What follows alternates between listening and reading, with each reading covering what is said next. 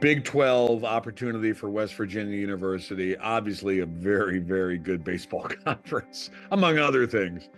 And, our baseball program was basically, as about as downtrodden as it could get. It was pretty dismal, in terms of the interest that students, community, whatever, had with baseball. So the first decision that I had to make was, do we keep baseball? Funding really wasn't there. I think at the time, they were operating on, 2 scholarships less than the 11.7. And I remember when this was all coming down, the Big 12 baseball coaches were not happy that West Virginia got into the league because they thought, okay, West Virginia is going to really pull down our RPI.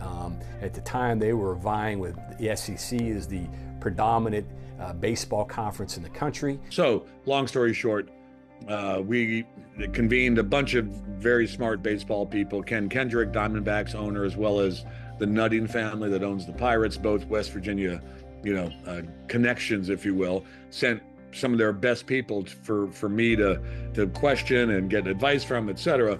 And bottom line was, they said, listen, you can play baseball, you can be successful. You need a coach who understands the type of player that we're going to recruit, kids from Ohio, Pennsylvania, West Virginia, Maryland, et cetera.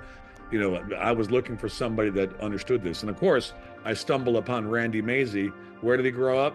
Johnstown, Pennsylvania. There couldn't be a town more like Morgantown than Johnstown. I was at TCU, and when this job came open, there's an agent down there that represented a lot of our players when they signed professionally. And when this job came open, that agent, who I, of course, got to know, called me and said, hey, would you have an interest in the West Virginia job? I know Oliver Luck pretty well. And I was like, heck yeah.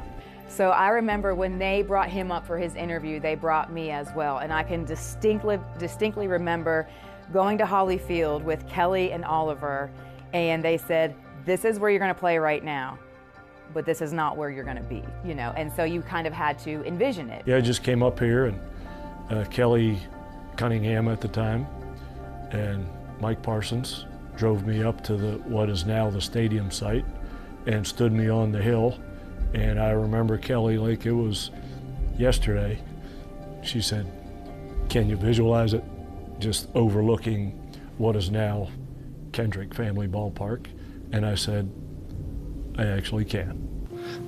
My vision for this program and in future years, in the month of June, is to be holding practices, not press conferences. So I'm excited for the challenge that lies ahead. I don't even know what type of equipment we have in this program, but if we have one bat and one ball, we're going to go play a game. That's the way I am, and we're just going to grind out at bats, win every pitch, and get the type of players that are willing to get dirty and do that. And if we only have one T-shirt in our locker and it gets dirty, you wash it and wear it again the next day and be proud of it.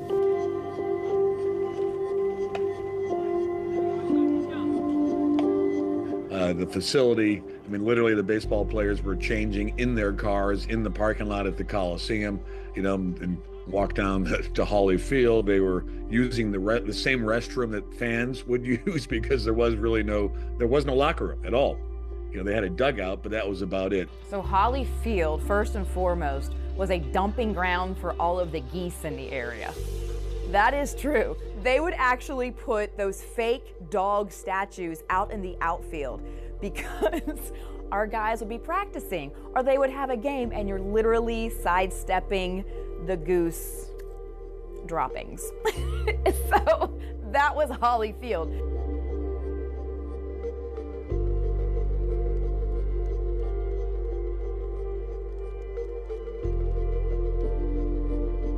I think when we originally started this program, we had to hang our hats on development of the players and changing the culture. First thing we had to do was change the culture. I think the success that Randy had early, I think there was the confidence in people that, if we invest in this, this will all work out. And it has. Once they built that stadium, obviously, when you combine that with Randy Mazey, they were off to the races. Head coach of the Mountaineers is Randy Mazey. never forget it. We played Butler that night. It was the opening night of the stadium, and Foxy had that walk-off double. Just a perfect way to round out the opening of that stadium. If I recall correctly, we had over 3,000 fans in the stands. And I don't even know if you would have taken all of the games played up until that point that we'd been here, if we would have had a total of 3,000 fans in the 3 seasons leading up to opening weekend. Now we sit, 15 years later almost, and it's unbelievable how successful the team's been. The crowds out at the ballpark, minor league baseball, being a summertime activity. I mean, it's worked out as well as I thought it would.